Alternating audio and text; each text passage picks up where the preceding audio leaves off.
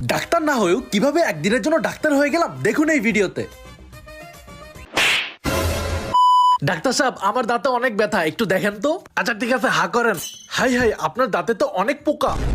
পোকা? আমার দাঁতের মধ্যে তো কোনো পোকা নাই। আরে ওটা পোকা না, ওটা হচ্ছে ক্যাভিটি। ও আচ্ছা, আপনি তো আমার ভয় পাই দিছিলেন। আপনি একটু থাকেন, আমি আপনার জন্য মেডিসিন নিয়ে আসতেছি। আচ্ছা আমি আসি এখানে, যান। ডাক্তার তো আমাকে রেখে চলে গেল, আমি একটু চেম্বারটা ঘুরে ঘুরে দেখি। আরে এগুলা কি? বাপ রে, ডাক্তারদের কত কিছু শিখতে হয়। আরে এইটা কি, স্টেথিস্কোপ নাকি? একটু গলায় পরি তো, এখন এই চশমাটাও পরি, একটু চেয়ারও বসি। বাহ, আমাকে তো ডাক্তারই মনে হচ্ছে। ডাক্তার সাহেব, আমার দাঁতে অনেক ব্যথা।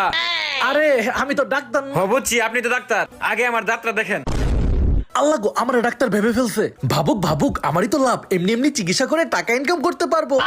ও হ্যাঁ, আসেন, তাড়াতাড়ি বসেন। আপনার থেকে তো আজকে টাকা হাতায় নিব। এখন বলেন আপনার কি সমস্যা? ডাক্তার সাহেব, আমার দাঁতের ব্যথার জন্য আমি কথাই বলতে পারতেছি না।